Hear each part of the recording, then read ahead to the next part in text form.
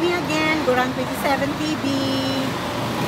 Bago mag-ano tayo guys, mag-real talk, ano muna, dito kami sa ano guys, dito kami sa gasoline station, nagtambay. Buti mabait yung ano, pinapatambay niya ako dito, pwede kami matulog dito guys.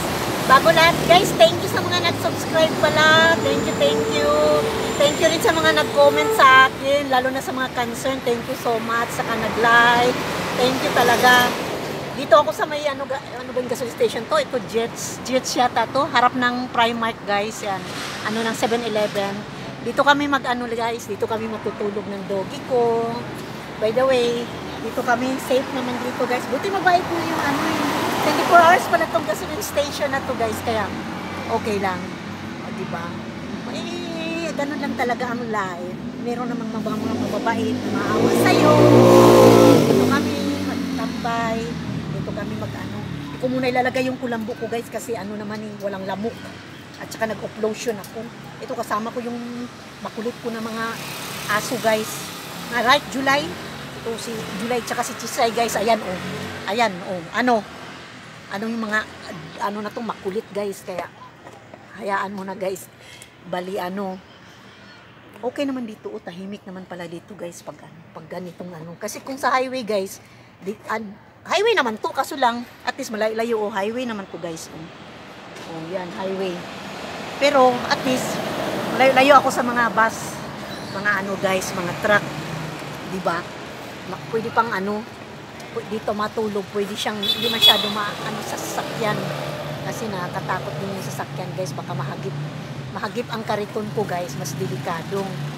Tabingi yata itong ano ko guys. Ayusin ko muna, para maka-real talk tayo guys. Yan. O, pasensya na guys. Yan. O, umug-ug kunti guys, pasensya na. By the way guys, ano pala, real talk muna tayo kasi may nagtanong sa akin pala guys. Sabi niya, Madam, paano ka naman inabuso? Eh, wala ka naman pasa, wala kang bugbog. Eh, ang abuso naman, hindi lang ka sa binugbog ka physically na may pasa ka, may mga ano ka sa mukha. Mentally, emotionally, spiritually, sexually, financially, pwede ka rin maabuso. Ngayon, yung mga iba, parang hindi pa nila siguro alam kung anong klaseng abuso. Maraming klase kasi ang abuso eh. Ngayon, nagbigay lang ako ng sample ng abuso ha, yung nangyari sa akin, para malaman nyo kung abuso ba ang ginawa sa akin o hindi. Yung minumura ka, halos araw-araw, yung pinapadama sa'yo na wala kang silbi, yung hindi ka nag-i-exist, hindi ka kinakausap, wala. Oh.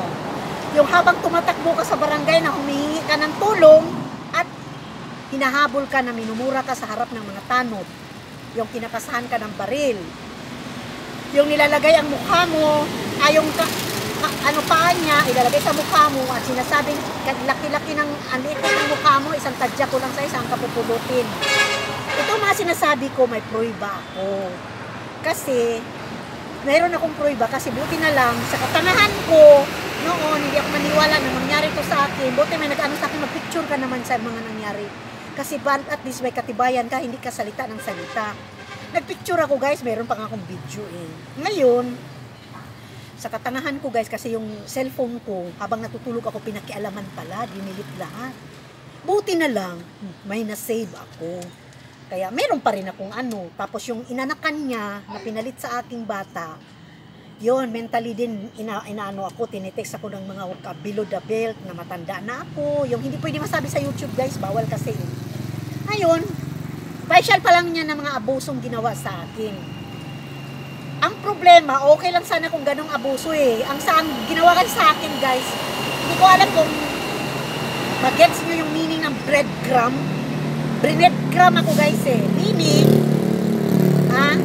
ginamit ka, pinakinabangan ka, niloko ka, inaltrato ka, inabuso ka, nang nagsawa na, saka ka dinispansa. Tapos dinispatsa ako, hindi ko naman itong lugar, hindi ako makaintindi ng Ilocano. O, saan ako pupulutin? Alangan naman, kakatok ako dyan kahit sino at sabihin ko, ay, patuloyin nyo ako. Eh, hindi nga nila ako kilala eh. Diba? Kaya nga sa kariton ako titira. So, tapos ngayon, yung iba nalilito, Kung bakit ako sa Quezon titira? Sa Quezon din ako titira kasi no choice na ako. Oh, may aso ako eh. Tapos ngayon isa pa. Dinispatsa ka, okay lang kung 30s lang ako. Walang problema yun. Papasalamat pa yata ako kung dinispatsa ako ng bata-bata ako. Guys, 13 years akong nagsama tapos ganun, dinispatsa ka, may edad ka na. Sino tatanggap sa akin sa trabaho? Eh may ano pa ako, medical issue pa ako. Oh, sinong tatanggap? Diba? Sa tanda ko. Kaya yun lang sana ba, yung awa lang sana na matanda ka na, kung na lang ilalagay ko sa buhay ko sa mundo, ganun pang ginawa. Kaya, ilang, sinabi ko lang to, kasi may free will din ako magsabi kung anong nangyari sa akin. Kasi kung manahimik ako, baka magpakamalan pa akong baliw, kasi nga, sino bang gago titira ng karito na magpilang-pilang. Diba? Na may mga aso pang bit-bit. Eh, kaya ko to sinabi.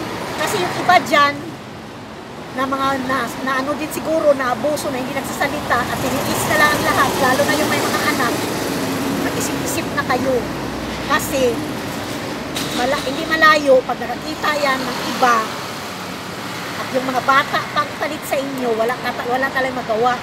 Alam mo, yung mga ganyan in love yan sa mga bata. Siyempre bata makinig yan kung anong gagawin sa iyo kasi yun ang mahirap eh.